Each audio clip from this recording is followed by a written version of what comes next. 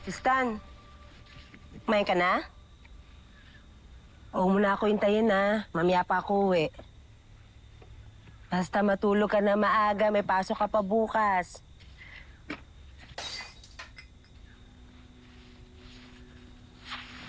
Sige na, sige na. Babay na, love you.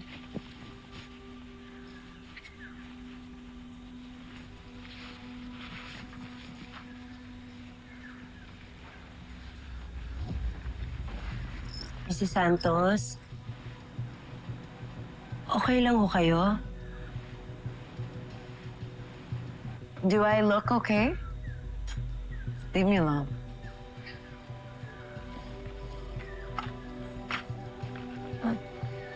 Ma'am, excuse me lang po, ha. Iligpitin ko lang po to.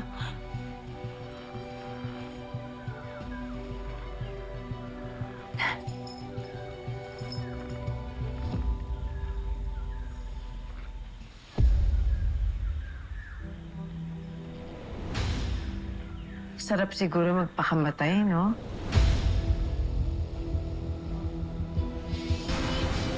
Huwag niyo pong gagawin yan. Ma'am, kung ano man ho yung problema ninyo, hindi po solusyon yung pagpapakamatay, ma'am.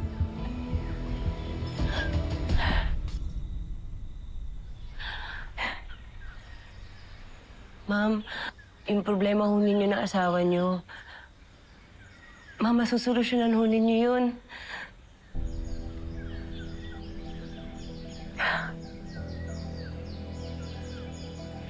Nandun ka nga pala when my husband walked out on me. Narinig mo lahat. That bastard's cheating on me.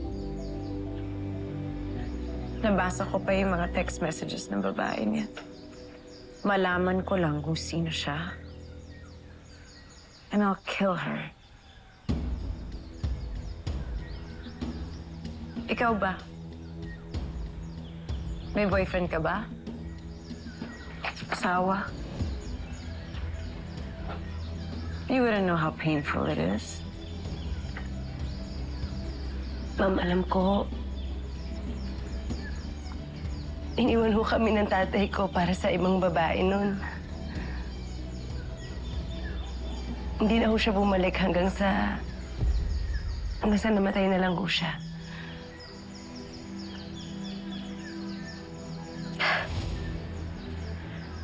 Alam mo, galing to sa asawa ko. Pinagawa niya to para sa anniversary namin. Pampakonsuelo sa mga kalokohan niya. Ma'am, ang ganda po. Bagay na bagay sa inyo. Maganda? Tingin mo? Mahal po siguro yan, no? Sa'yo na lang to. Oh, ay, hindi ho, ma'am. Ma'am, sa inyo ho yan. Bigay ho yan ng asawa ninyo. You said you like it, right? Hindi po. Maganda po kasi talaga sa inyo, pero... You said you like it, so now it's yours. Ma'am, baka po kasi sabihin nila ako kuhuto sa inyo. Sinabi ko na, sa'yo na to. Anuhin ko pa to?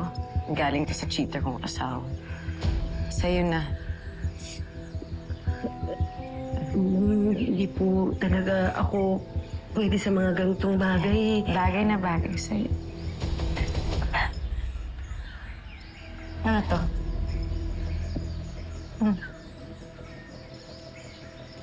Ma'am, gusto niyo po ba? Sa inyo na rin ho to. Hindi ko, simple lang ho yan. Mumurahin, pero... Ma'am, ako po gumawa niyan. Come with me. Dali. Ma'am, may trabaho pa ho ako. Naku, Akong bahala sa'yo. Dali, pasasama